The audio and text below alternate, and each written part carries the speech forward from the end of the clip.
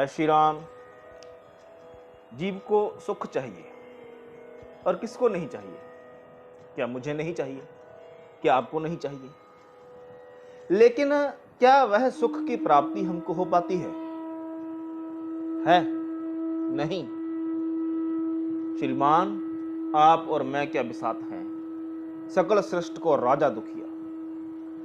अगर सृष्टि का राजा भी है और आप सोचते हैं कि वह सुखी होगा, उसको दुख छू नहीं पा रहे होंगे, तो ऐसा नहीं है। वह भी दुखी है, क्योंकि अगर धन में सुख होता, अब देखिए ना, हमारी एक तमन्ना होती है कि जीवन के अंदर मैं एक सुंदर घर बनाऊं, संगमरमर लगाऊं, अच्छी उसके अंदर स्तंभ लगाकर अच्छी मीनाकारी करूं, दिखने में सुंदर लगे, ठीक है। और अच्छे से अच्छा आप कारीगर ला करके आप अपने मकान को, अपने भवन को निर्माण करते हैं। लेकिन आपको पता है, संसार में सबसे अच्छा घर किसका था? आप क्या करेंगे? संगमरमर लगाएंगे ना, है ना। और रावण ने, आपको पता है क्या लगाया था? श्रीमान, सोना मढ़ा था उसने। उसकी प्रत्येक दीवार, उसका प्रत्येक दरवाजा, हर स्थान पर सोना मढ़ा हुआ था।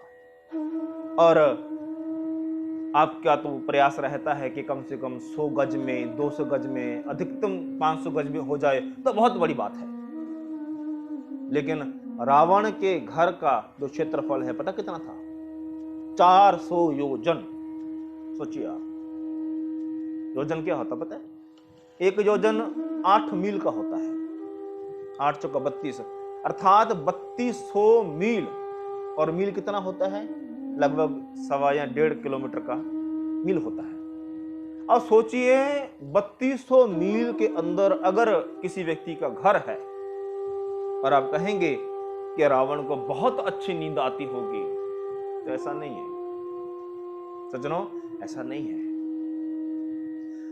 या संसार में हम देखते हैं बहुत से लोग इसलिए पीड़ित रहते हैं, उदास रहते हैं कि हमारे घर में संतान नहीं है, ठीक है। अब हम जिन लोगों के संतान सुख है उनसे पूछते हैं कि आपको सुख मिला, मन आनंदित हुआ? तो आप पूछेंगे, उनके मुख से एक वाक्य निकलता देखेंगे, वो अक्सर यह कहते हैं कि भाई साहब, ऐसी औलाद से, ऐसी संतान से तो ना होना ही अच्छा था। अब देखिए, वे भी सुखी नहीं है। और रावण का तो मैं हैरान होता हूं सुनकर के कि रावण के इतनी बड़ी संतान की संख्या है। अब तो एक पुत्र के लिए अथवा 2 पुत्र के लिए अथवा 2 जोड़ी पुत्रों के लिए प्रार्थनारत होंगे, है ना। और रावण, आपको पता है उसके कितनी संतान थी? 1,00,000 पुत्र। सोचिए, सारे रिकॉर्ड तोड़ रखे हैं रावण ने। और आप हैरान होंगे कि उसके जो नाती पोते थे उनकी संख्या भी कम नहीं है, वे 1.25 लाख हैं। लेकिन अगर आज आप दुनिया में अपनी दृष्टि दौड़ा करके देखें, एक भी व्यक्ति रावण की कुल से प्रतीत नहीं हो रहा। और कबीर साहब ने तो बड़ी सुंदर बात लिखी कि 1 लाख पुत्र और 1.25 लाख नाती, फिर भी तह रावण घर दिया ना बाती। उसके घर में आज कोई दीपक जलाने वाला नहीं बचा। इसलिए सुख है कहां, यह आपको ढूंढना पड़ेगा। तो श्री रामचरितमानस के अंदर एक बड़ी सुंदर चौपाई आती है और श्री गोस्वामी तुलसीदास जी बड़े सुंदर उदाहरण दे करके कहते हैं। क्या कहते हैं? कमठ पीठ जामहि बरु बारा, बंदहि सुत बरु काहू ही मारा, फूल ही नब बरु बहुविध फूला, जीव ना लहि सुख हरि प्रतिकूला। अब देखिए, उनके समझाने का जो तरीका है बड़ा सुंदर है। वो क्या कहते हैं कि कमठ पीठ जामहि बरु बारा। कमठ अर्थात कछुआ। आपने कछुआ देखा होगा उसका जो पीठ है बड़ी सख्त होती है। और आपने देखा है कभी कि मेरी तरह बाल हो? नहीं, कमठ की पीठ पर बाल नहीं होते।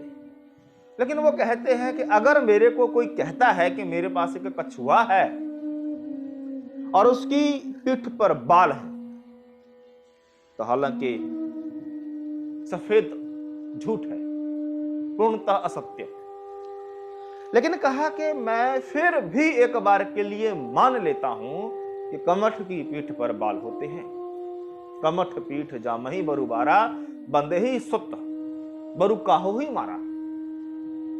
फिर एक व्यक्ति आए और मुझे कहा कि गोस्वामी जी, हमारे गांव के अंदर एक जो बांझ स्त्री है ना। मैंने कहा हाँ।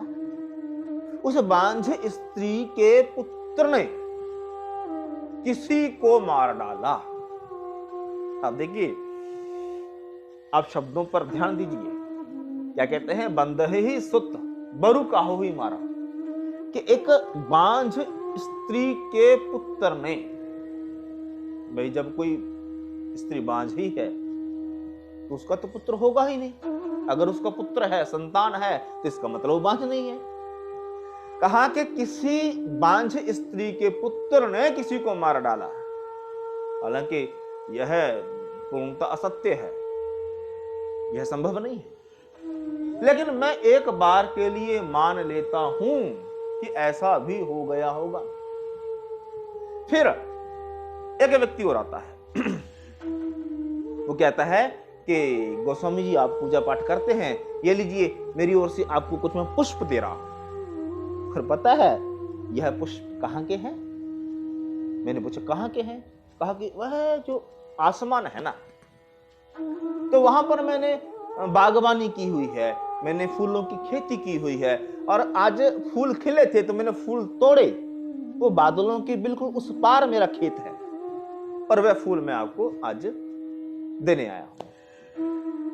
तो आप समझते हैं इस बात को कि आसमान में कहीं कोई बागवानी नहीं होती, कहीं कोई फूल भी नहीं खिलते।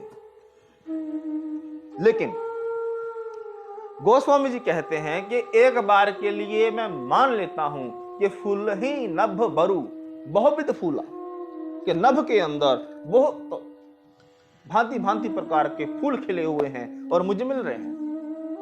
लेकिन एक व्यक्ति अगर आकर के मुझे यह कहता है कि गोस्वामी जी, मैं ना बड़ा आनंद में हूं, बड़ा सुख है, बहुत आनंद में हूं। मैंने पूछा क्यों? वो ऐसे है ना स्वामी जी, हम ना भगवान की भक्ति नहीं करते, हम श्री हरि जी की आराधना नहीं करते, हम उनको नतमस्तक नहीं हैं, हम उनके कोई पूजा पाठ में हमारी कोई रुचि नहीं है, और हम आनंद में बड़े रहते हैं, हम बड़े सुखी हैं। तो गोस्वामी जी क्या कहते हैं पता है? जीवना लहि सुख हरि प्रतिकूला। चौपाई को दोबारे से पढ़ते हैं। कमठ पीठ जामहि बरु बारा, बंदे ही सुत बरु काहू ही मारा। फूल ही नभ बरु बहुविध फूला, पर जीवना लहि सुख हरि प्रतिकूला। कि हरि से प्रतिकूल होकर के कोई कहे कि सुख मिल जाएगा, तो श्रीमान नहीं मिलेगा। रावण के पास सोने की लंका है, लेकिन उसके पास सोने के लिए अर्थात निंद्रा के लिए लंका का एक भी कोना नहीं है। सोचिए, रावण के पास 1,00,000 पुत्र हैं, लेकिन एक भी पुत्र ऐसा नहीं है जो उसको तार सके, नरकों से तार सके।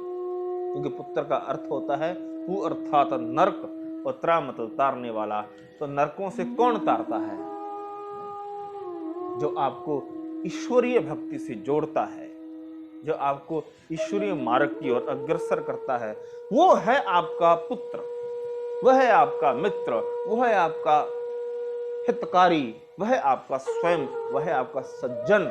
इसलिए अगर सुख चाहते हो, एक ही निष्कर्ष है, एक ही सूत्र है, और वह क्या है कि आप ईश्वर की भक्ति से जुड़े, उसको नतमस्तक हो, उसके हृदय में धारण करें, उसके प्रति समर्पित हों।